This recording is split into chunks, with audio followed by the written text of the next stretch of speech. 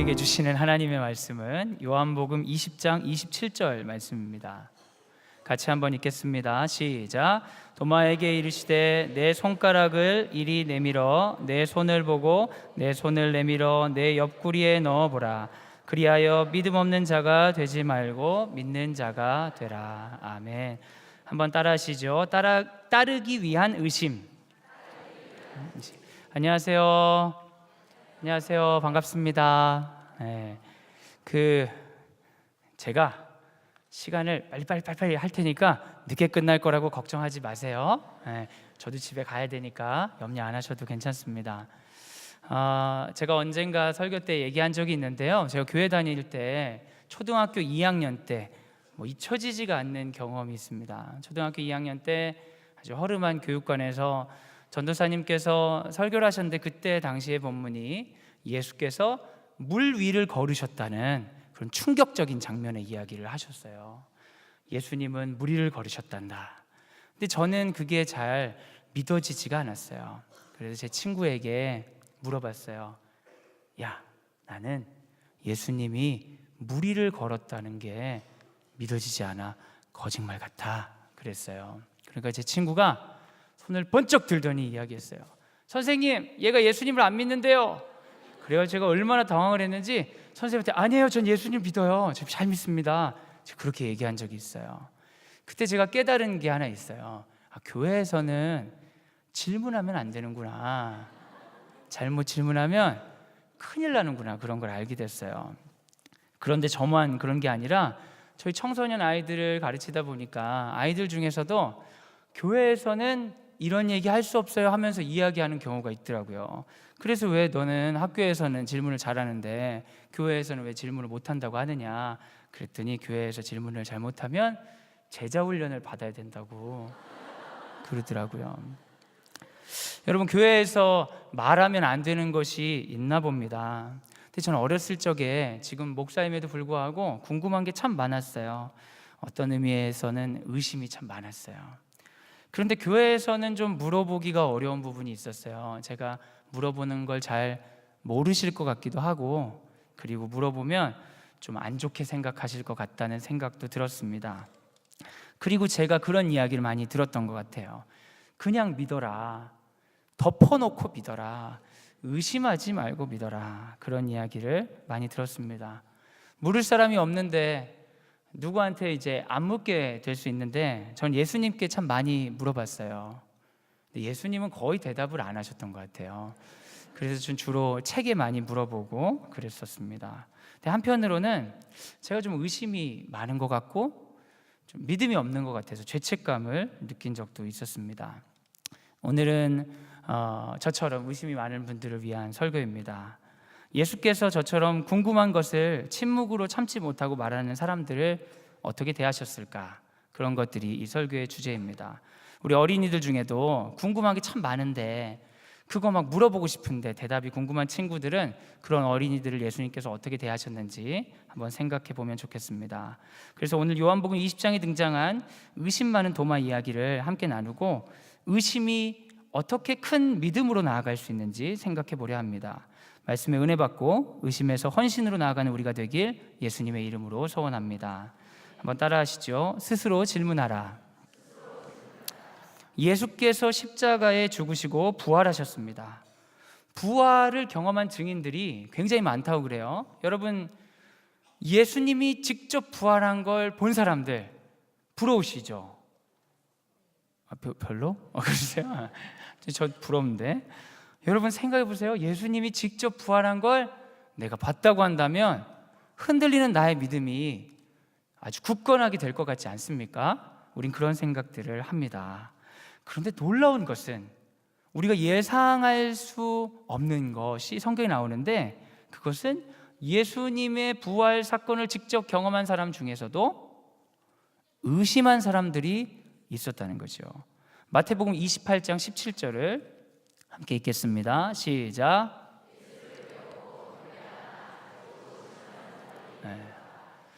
우리는 예수님을 분명하게 믿고 싶고 표적을 구합니다. 하나님, 분명히 알려주시옵소서.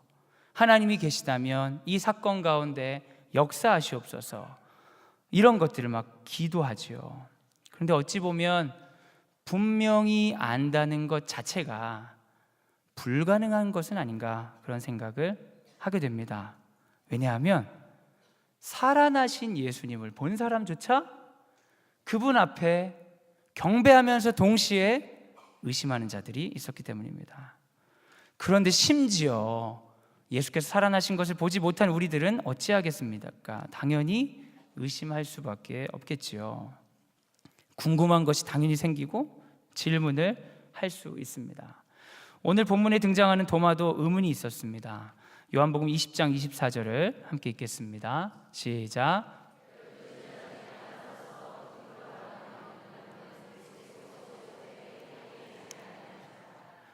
문제는 함께 있질 않았어요. 부활하신 예수님을 보았다는 사람들이 있었는데 그때 도마는 같이 있지 않았어요. 꼭 이런 사람들이 있어요. 중요할 때 빠지는 사람들이 있어요. 근데 이런 사람들 때문에 막 다시 뭔가 얘기하려고 할 때 참 힘들어요. 학교에서 뭔가 수업하다 보면 모두 같은 것을 하고 있는데 몇 명 아이들은 모르는 애들이 있어요. 논산훈련소에 가서 조교가 뭐라고 얘기하는데 이쪽 방향으로 가는데 꼭 절로 가려고 하는 애들이 꼭 있어요. 도마는 그런 사람이죠. 그런 사람들이 물어봅니다. 뭐래? 무슨 일이 있었어? 도마도 있어야 할 곳에 있지 않았고 보고 들어야 할 곳을 보지 못했습니다. 그런데 아마도 아주 매우 격양되어 있을 제자들이 도마에게 이야기를 했겠죠. 예수께서 부활하셨다. 우리에게 오셨다. 그때 도마의 반응이 같이 기뻐할 줄 알았는데 굉장히 시니컬한 반응을 보여주었던 것 같습니다. 25절 함께 읽겠습니다. 시작.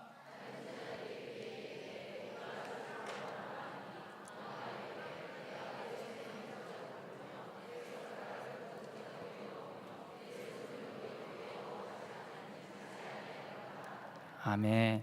여기서 보면 그들이 이야기할 때 우리가 주를 보았노라 라고 이야기하는데 이 우리 안에 도마는 들어가 있어요? 빠져 있어요? 빠져 있어요. 교회 가면 이런 거 굉장히 많이 경험하죠. 우리는 이렇잖아. 그런데 그 우리 안에 내가 빠져 있는 경우들이 있을 때가 있습니다. 그래서 도마는 한거합니다. 내가 경험하면 믿겠다. 그리고 그 경험은 매우 구체적으로 내 손가락으로 주님의 상처에 넣어보면, 내 손가락을 주님의 상처에 넣어보는 그 경험을 하면 내가 믿겠다, 이렇게 이야기합니다. 여러분, 이런 사람들을 여러분은 어떻게 다루십니까? 집단이 모두 경험했어요. 거의 다 동의한 것, 다 경험하고 받아들인 진리에 반기를 들면서 내가 경험하지 않고서는, 내가 직접 경험하지 않고서는 같이 할 수 없다, 이런 태도를 가진 사람들을 여러분은 어떻게 대하십니까? 집단이 전부 다 가려고 하는데 혼자 손들고 나는 못 가겠습니다. 이게 진행되려면 나를 설득하셔야 됩니다. 이런 사람들 여러분 어떻게 처리하십니까? 많은 집단들은 집단 처벌을 하죠. 수업 시간에 굉장히 튀는 아이들이 있어요. 선생님이 혼내기도 하지만 선생님이 혼내기 전에 친구들이 먼저 집단 처벌을 하는 경우가 있어요. 애가 튀는 행동을 하면 가만히 있어 좀, 수업 중이잖아. 한 명이 그럼 옆에 있던 애가 그러게 말이야 너 맨날 그래 이러면서 집단이 그 개인을 알아서 처리하는 경우가 있어요. 그럼 선생님은 혼내기도 전에 이미 얘네들이 분위기가 잡혔구나, 이런 생각을 하시죠. 그만해, 하지마, 왜 너만 튀려고 그래? 제가 기숙사에 예전에 살았어요. 대학 때. 그때 4명이 같이 살았거든요. 굉장히 돈 없는 전도사들이었어요. 그러니까 먹는 게 변변치 않았는데 한 형님께서 나이가 많으셨어요. 그 형이 그 철학과를, 다른 학교 철학과를 갔다가 그 나중에 신학을 해야겠다고 돌아와가지고 우리들보다 한 대여섯 살 많은 굉장히 나이 많은 형님이었어요. 다들 배고프고 가난한 시절이니까 형님이 맛있는 걸 사주겠다는 거예요. 그래서 나머지 우리 3명 동생들이 너무 감사하다고 같이 중국집에 갔어요. 중국집에 가면 우린 맨날 짜장, 짬뽕, 탕수육 이런데 이분이 특별한 날이니까 형이 요리를 시켜주겠다. 이 큰 은혜가 우리에게 임하는 거예요. 그래서 형님께서 제안하시기를 요리를 2개 시키고 깐풍기, 고추 잡채 이런 걸 시키고 짜장을 2개 시켜서 반절로 갈라가지고 넷이 나눠 먹자, 이런 제안을 하셨어요. 근데 사실 그 형님도 돈이 없는 사람이죠. 너무 신났어요. 막 너무 좋아서 감사하다고 우리 그렇게 먹자고 하는데, 그때 저는 완전 막내였고 중간에 형이 되시는 그 한 명이 그러는 거예요. 저는 속이 안 좋아가지고 짜장 못 먹겠어요. 볶음밥을 하나 시켜주세요. 그 순간 분위기가 좋았는데 정적이 흘렀어요. 그래서 이걸 어떡하지? 이걸 어떡하지 하는데 형님도 좀 곤란해 하시는 것 같아요. 요리 2개, 짜장 2개가 이게 상당한 비용인데 그 당시에 계산을 못 했는데 볶음밥을 시키라니. 그래서 이제 중간에 저는 막내라 아무 말도 못하고 조정을 하려고 다른 형이 우리 같이 먹는 거니까 그냥 짜장 먹자 했어요. 근데 그 형이 그러는 거예요. 난 볶음밥 먹어야 돼. 안 그러면 나 안 먹을 거야. 그러는 거예요. 그분이 지금은 목사가 되셨는데 어디서 볶음밥을 드시고 계신지 모르겠지만, 그때 분위기가 완전히 축제 분위기에서 약간 이 폭력 사태 직전의 느낌이 나기 시작하니까 큰형님께서 그러셨어요. 볶음밥 먹어라, 형이 사줄게. 그래서 먹었어요. 분위기가 좋진 않았어요. 근데 여러분, 다 먹고 나서 어떻게 됐겠어요? 자연스럽게 돌아오는 길에 3대1로 걸어오게 되더라고요.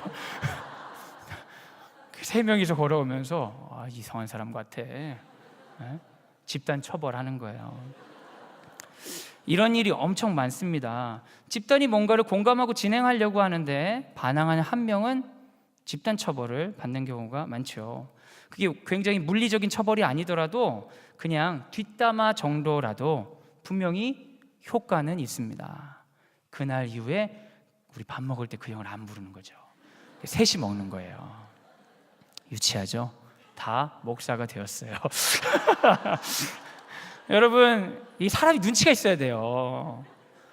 좀 묻어가는 것도 있어야 사회생활을 합니다. 이런 생각들 많이 하죠. 근데 여러분, 여기서 잘 생각하셔야 돼요. 이게 사실이에요. 분위기를 잘 타야죠. 질문하지 않고 전체 분위기를 맞추려는 노력은 당연히 필요한 것입니다. 그런데 여러분, 그런 태도가 어떤 상황에서나 옳은 것은 아닙니다. 어떤 것은 내가 그냥 분위기가 그래서 따랐다고 내가 변명할 수 있지만 실제로 그 사건이 굉장히 문제 있고 책임을 져야 되는 사건인 경우도 있습니다. 여러분이 굉장히 많이 들어봤을 만한 얘기인데요. 유태인학자 중에 한나 아렌트라는 사람이 있어요. 한나 아렌트라는 여자학자가 연구를 했어요. 어떤 걸 연구했냐면 수백만의 유태인들을 죽이기 위해서 가스실을 정성스럽게 만들고 연구와 실험을 위해 살아있는 사람을 마취 없이 수술하는 극악무도한 사람들이 도대체 어떠한 사람인지를 알아보려고 전범들을 조사하기 시작했습니다. 그리고 전범들을 조사한 보고서가 나왔는데 그 보고서의 이름이 바로 악의 평범성에 관한 보고서예요. 굉장한 악을 저지르고 있는데 너무나 평범한 사람들이라는 것, 그것을 한나 아렌트가 조사해서 발표했습니다. 당시에 이 수많은 유태인 포로들을 처리할 방법을 어떻게 할지 공무원들에게 얘기했겠죠. 그 중에 가스실을 제안하고 적극적으로 추진한 아이히만이라는 사람이 있었습니다. 그 사람을 조사하다가 깜짝 놀라게 되는 거예요. 그런 사람은 당연히 악마적인 사람일 줄 알았는데 지극히 평범하고 순종적이고 정상적일 뿐만 아니라 자신에게 주어진 임무를 매우 성실하고 책임감 있게 했던 충실한 관료에 지나지 않았다는 사실을 알게 되었던 거예요. 놀랍죠, 여러분? 분위기 맞춰서 그냥 그 자리에서 그 역할을 했는데 그 순수한 역할이 굉장히 큰 악을 방조하거나 혹은 일으켰다는 거예요. 아주 평범하게 상관의 명령을 잘 듣는 사람들이 세상에 아주 주요한 악에 동참하고 있을 수 있다는 놀라운 사실을 알게 한 거죠.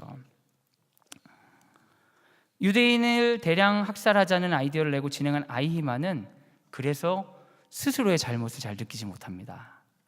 나는 내가 사는 세상에서 성실하게 살았다. 이 책임은 나에게 있는 게 아니라 이 사회에 있다. 그렇게 주장하는 것입니다. 여러분, 이런 변명을 이해하실 수 있으시겠어요? 네. 우리도 그럴 때가 있어요. 왜냐하면 분위기 맞추기 위해서 내 목소리를 죽이고 이 구조에서 허락한 정답을 반복하도록 우리가 교육받기 때문입니다. 그렇지 않으면 집단이 처벌하기 때문이에요. 그런데 엄밀히 말하면 그런 자기들 안에서의 착한 생각이 누군가에게는 매우 잔인한 죽음이 되었다는 것을 부인할 수는 없겠지요.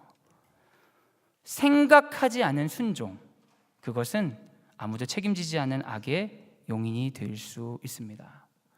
그런 의미에서 도마의 도발적인 질문은 다른 제자들 입장에서는 매우 욕먹는 일이 될 수 있지만 지혜롭고 시의적절한 질문이라고 할 수 있습니다.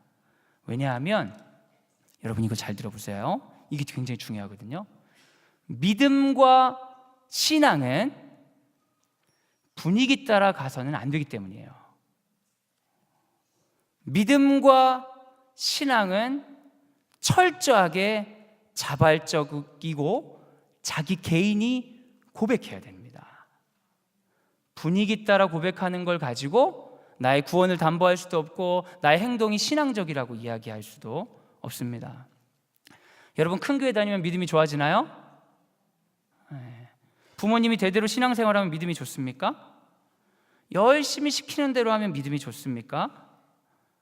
믿음에 대해서 담지할 수 있고 믿음이 좋다는 것을 이야기할 수 있는 것은 명백하게 얘기해서 자기 자신밖에 없습니다.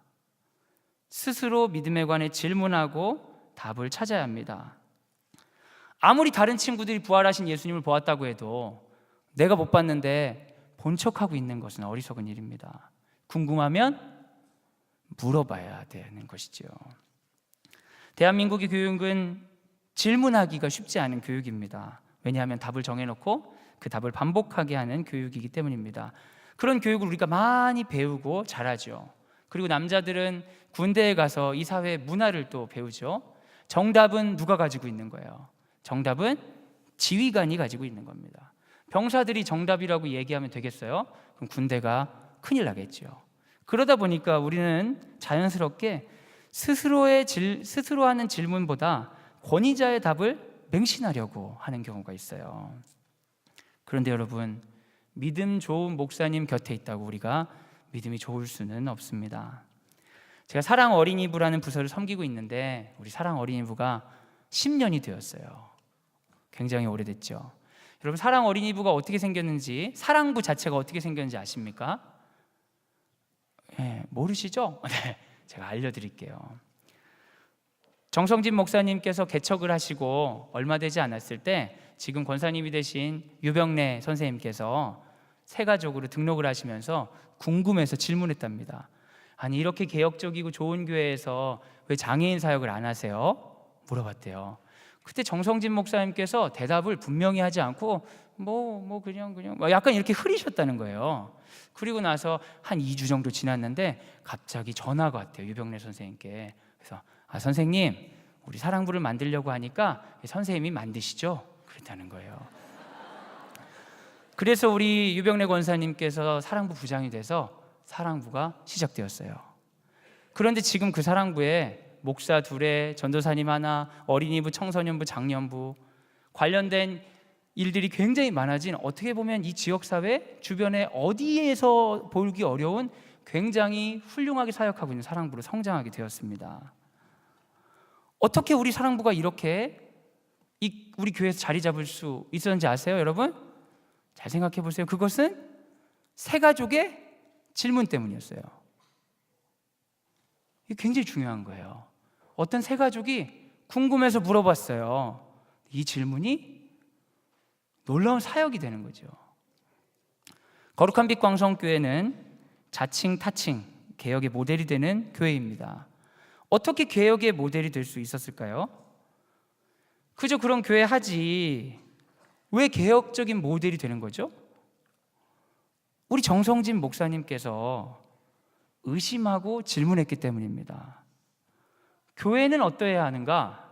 하나님이 주인이 된다는 것은 무엇인가? 상식이 통하고 세상을 섬기고 인재를 양성하는 교회는 무엇인가? 그저 기존의 교회를 반복하려 하지 않고 새로운 질문을 했을 때 거룩한 빛 광성교회가 오늘날 지금의 모습으로 만들어질 수 있는 겁니다. 그럼 여러분, 우리가 사랑하는 우리 지체들에게 질문을 못하게 하고 특정한 권위자의 답을 반복하게 하는 게 맞을까요? 아니면 질문하도록 하는 게 맞을까요? 명백합니다. 질문하지 못하는 집단은 권력 중심으로 변할 수밖에 없어요. 사랑하는 여러분, 우리의 교회 자체가 의심과 질문의 DNA가 있는 교회입니다. 그저 받아들이고 맹신하게 만드는, 질문을 못하게 하고 힘으로 누리려는 그런 교회가 아닙니다. 그래서 우리가 거룩한 빛 광성교회의 DNA를 받은 사람으로서 우리는 끊임없이 질문에 동참해야 되는 것이에요. 어떤 질문? 우리가 정말 하나님 기뻐하시는 사람인가? 남들이 가고 있다고 내 믿음이 정말 좋은 것인가? 이런 질문들을 하고 그 대답에 스스로 말하려고 노력하지 않을 때 우리는 그저 그런 믿음으로 흘러갈 수 있다는 것을 기억해야 됩니다. 스스로 믿음의 질문을 시작하여 나의 삶과 이 땅의 공동체를 만지심을 경험하는 우리가 되길 예수님의 이름으로 소원합니다. 한번 따라 하시죠. 정죄하지 말고 내어주라. 당차게 자신의 의심을 선언하는 도마에게 매우 당황스럽게도 예수께서 오십니다. 예수님 오면 내가 그 상처에 손가락 넣어보면 내가 믿을 거야! 그랬더니 예수님이 나타나신 거예요. 얼마나 놀랐겠어요. 예수께서 도마를 보고 말씀하십니다. 27절입니다. 시작.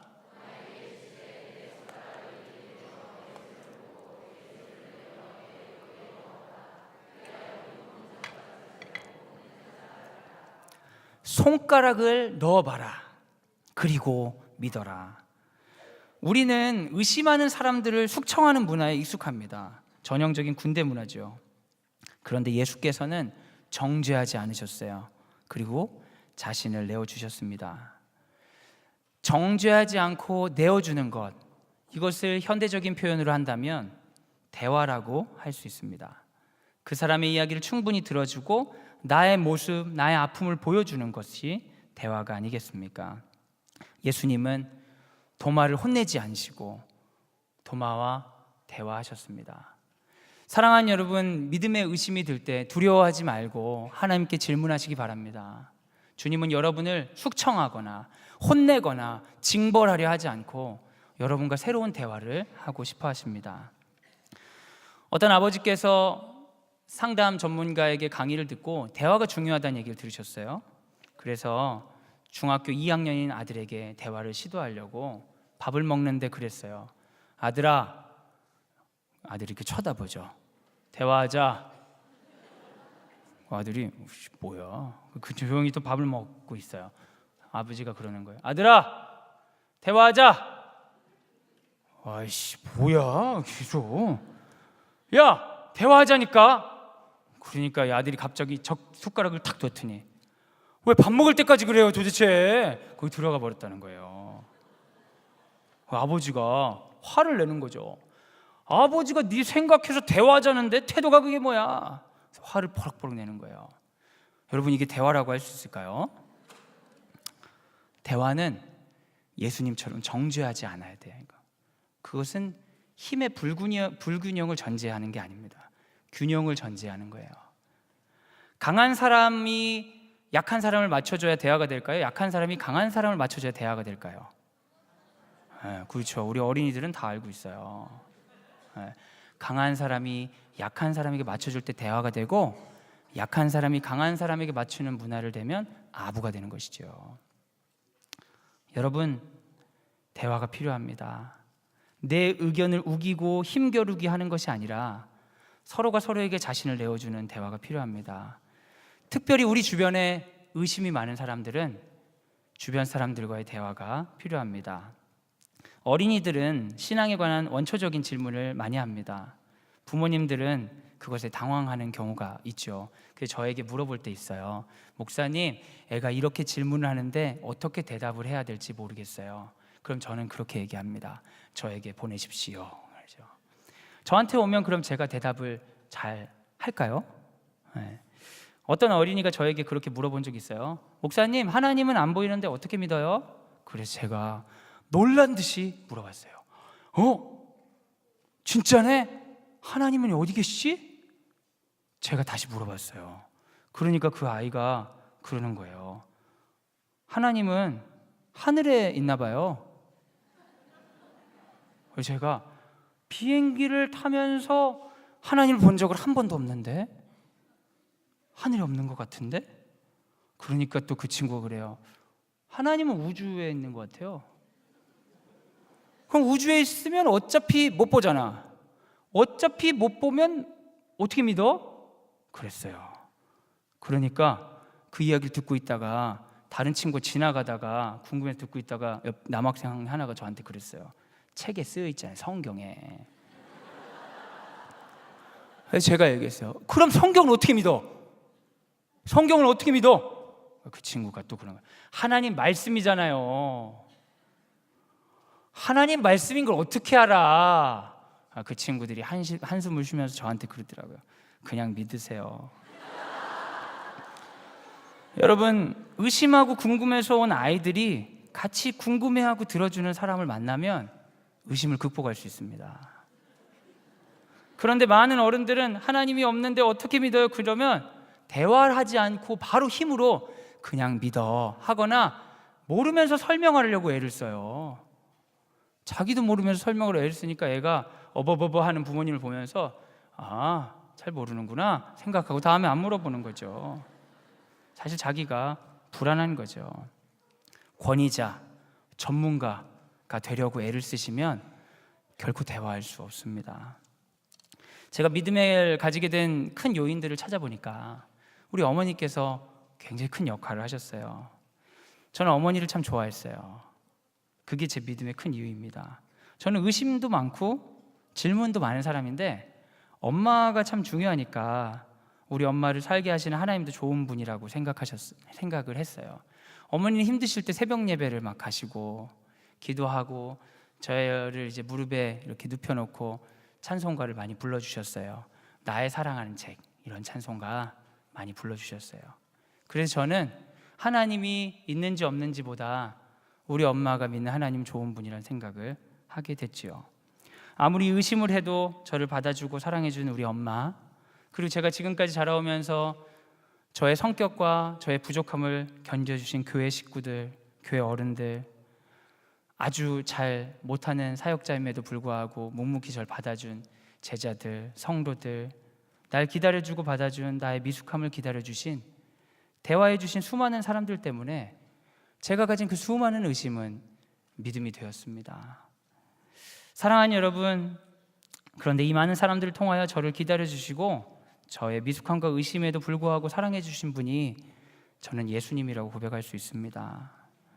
예수님께서 저의 손가락을 당신의 상처에 넣어주신 것이지요. 그리고 말씀하십니다. 믿음 없는 자가 되지 말고 믿는 자가 되라. 그 기다림과 사랑으로 여전히 질문 많고 의심 많은 사람들이 믿음으로 살아갈 수 있습니다. 여러분, 4월 16일이 어떤 날인지 아십니까? 세월호죠. 4월 16일은 제 생일이에요. 그 얘기를 하려는 건 아니고요. 여러분, 그거 한번 물어볼게요. 2007년도 4월 16일은 무슨 일이 있었는지 아십니까? 2007년도 4월 16일? 안중근이? 그때도 여전히 제 생일은 맞았는데요. 여러분, 2007년 4월 16일에 미국의 버지니아 공대에서 조승이라는 한국 청년이 총기를 난사해서 32명을 죽이고 29명을 부상 입게 하고 자살한 날입니다. 제 생일에는 왜 이런 일들이 많이 일어나는지 모르겠어요. 이 청년은 괴물이 되고 말았죠. 30명 가까운 사람들을 죽이는 괴물이 되고 말았어요. 조승희에 관해서 사람들이 많은 이야기를 하는데 그 원인은 결국은 학교폭력과 인종차별의 결과였다고 말합니다. 조승이를 알던 어떤 이들은 조승이가 말만 하면 좋지 않은 영어 발음 때문에 뒤에서 웃고 우습게 여겼다고 합니다. 그리고 서양인들이 동양인을 비하할 때 하는 거 있죠. 이렇게 눈 이렇게 찢는 거. 우리 서양인들이 보기에는 동양인들이 다 이렇게 생겼대요. 조승이 뒤에 가면 사람들이 다 이렇게 하면서 약 올리고, 이런 것 때문에 이 사람이 많이 힘들었다고 해요. 그날 자살한 그에게 물어볼 수는 없지만 분명한 것은 그가 사는 세상에서 그를 받아주는 사람이 없었다는 거예요. 굉장한 유감입니다.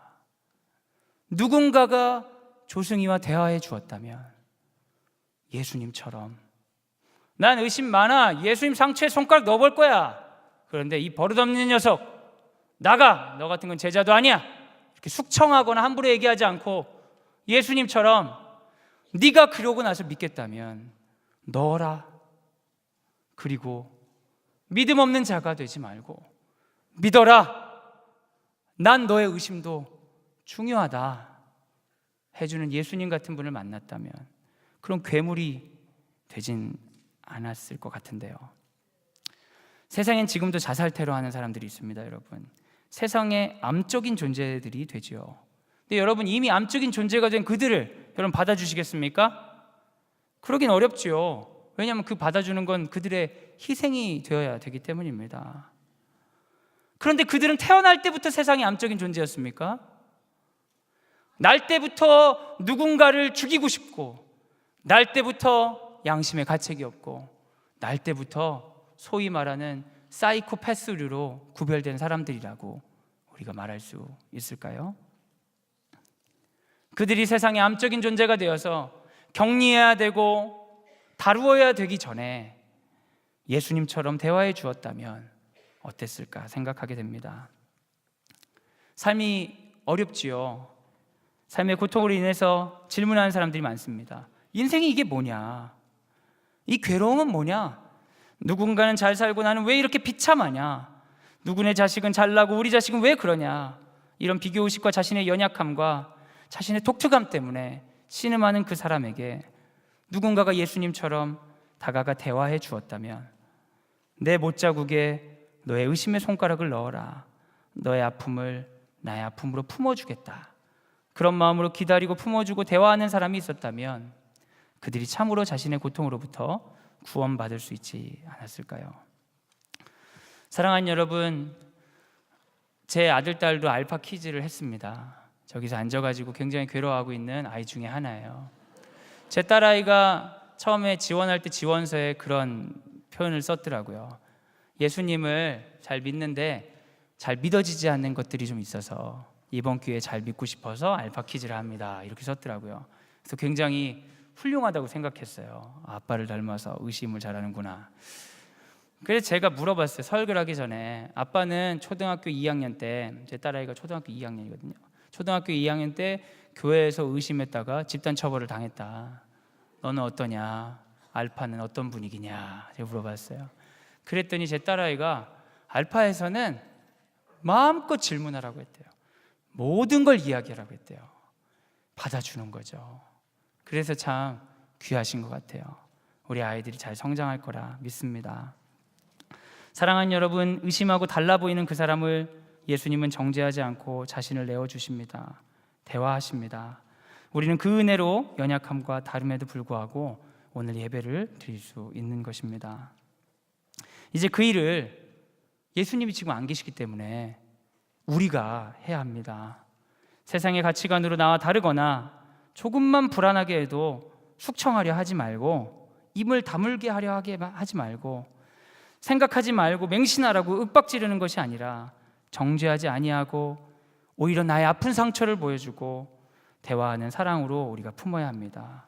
그럴 때 그 의심 많던 사람이 어미닭의 따뜻함으로 병아리가 태어나는 것 같이 의심에서 믿음으로 나아갈 것입니다. 정죄하지 아니하고 자신을 내어주심으로 대화하신 예수님을 따라 의심 많은 많은 사람을 믿음으로 인도하는 우리가 되길 예수님의 이름으로 소원합니다. 한번 따라하시죠. 믿음으로 따르라. 도마의 의심은 좋은 의심이었습니다. 왜냐하면 그의 의심은 결국 놀라운 신앙으로 꽃피었기 때문입니다. 28절을 같이 읽겠습니다. 시작.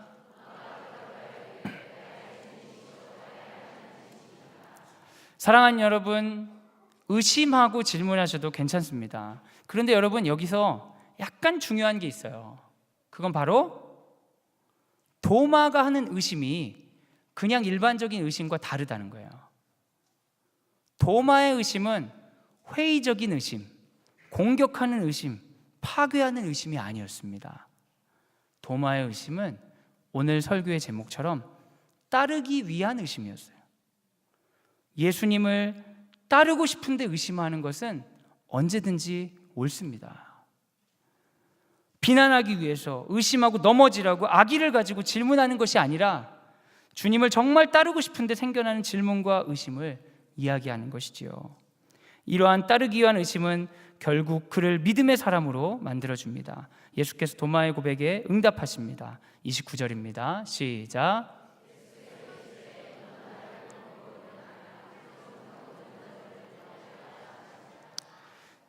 사랑하는 여러분, 보지 않고 믿는 것이 복입니다. 그래서 우리 모두는 복받은 사람입니다. 우리는 주님을 보지 않았지만 주님을 믿습니다. 그런데 여러분, 이것은 어떠한 질문도 하지 않고 어떠한 의심도 하지 않고 무조건 따르는 것을 복이라고 말하는 것이 아닙니다. 어떤 사람들은 오히려 질문하지 않고 의심하지 않고 적당히 살려고 합니다. 왜냐하면 더 질문할수록, 더 알수록, 예수가 분명해질수록 예수를 따라야 하기 때문이죠. 오히려 질문하지 않고 적당히 살면서 예수를 따르지 않으려는 오히려 믿음처럼 보이는 강력한 의심이 우리 안에 있습니다. 복된 신앙은 따르지 않으려고 적당히 머무는 것을 말하는 것이 아닙니다. 우리가 예수를 보지 못했지만 따르기 위해 질문하고 의심하면서 오늘도 주를 따르고 내일도 주를 따르는 것이지요. 따르기 위해서는 묻고 물어야 되는 것이에요. 사랑하는 여러분, 대선 전국인데 어느 후보 뽑으실 거예요? 말씀하시면 안 돼요. 근데 여러분, 여기서 중요한 원리가 있습니다. 그건 바로 따르기 위해서는 묻고 물어야 된다는 거죠. 여러분, 이제 여러분 투표권이 없으니까 어린이들은 빼고 투표권이 있는 어른들 중에 자기가 투표권을 행사할 사람의 공약을 안 보고 뽑으시면 이것은 대충 우리나라를 버려두는 것과 똑같은 거예요. 전부 다 못 볼 망정, 여러분이 선발할 사람은 반드시 공약을 확인하고 묻고 내가 대통령으로 위임해도 되겠다 하고 선발하시기 바랍니다. 그게 기독교적인 태도입니다. 어떤 종교학자들은 과감한 주장을 합니다. 믿음과 신앙을 구별해야 된다. 이게 무슨 말이냐면, 믿음이라는 것은 종교가 주장하는 체계예요. 체계. 종교가 주장하는 체계적 지식. 신앙은 그 종교를 따르는 것. 예를 들면 그런 겁니다. 우리의 구세주는 예수님, 하나님은 우리를 창조하셨어요. 성령님은 우리와 함께 하셔요. 이런 것은 믿음의 체계죠. 이것과 내가 예수를 따른다는 신앙은 같은 게 아니라는 거예요. 그런데 많은 신앙인들이 예수를 따르지 않고 믿음의 체계를 알고 가르치고 공유하는 것으로 자신이 예수를 따른다고 생각한다는 거죠. 하지만 여러분, 믿음의 체계는 너무 쉽게 익힐 수 있습니다. 우리 어린이들 중에 믿음의 체계를 잘 모르는 친구들이 없어요. 알파를 열심히 배웠기 때문에 하나하나 물어보면 대답을 굉장히 잘해요, 어른들보다. 하지만 예수를 따르는 것은 굉장히 다른 문제일 수 있지요. 사랑하는 여러분, 예수께서 말씀하신 믿음은 단순히 믿음의 체계를 네가 알고 있느냐 물어보는 게 아닙니다. 예수께서 우리에게 그러시는 거예요. 구원자가 누군지 아냐? 창조자가 누군지 아냐? 성경 몇 장 몇 절에 뭐가 써 있는지 아냐? 이걸 물어보시는 게 아니라, 의심하지 않고 믿음 있는 자가 되라고 했을 때 믿음은 나를 따르느냐라는 질문입니다. 도마는 그렇게 살았습니다. 도마는 의심을 믿음으로 바꾸고 선교를 나갔습니다. 그래서 인도에 가면 지금도 도마 기념교회가 있습니다. 사랑하는 여러분, 이 세상을 병들게 하는 것은 의심과 질문이 아닙니다. 회의적이고 파괴적인 의심과 질문은 우리 삶을 조음먹는 불평과 같은 것이지만 오히려 그것이 무서워 의심과 질문 없이 적당히 믿으며 따르지 않는 것이 큰 문제가 됩니다. 이제는 우리가 질문을 해야 됩니다. 내가 주님을 따르고 있는가?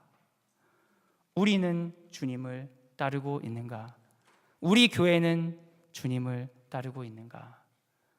그 도발적인 질문에 스스로 답을 찾아가는 그 순례의 여정에 기꺼이 동참할 때 우리는 의심을 넘어 믿음으로 주님을 따를 수 있을 것입니다.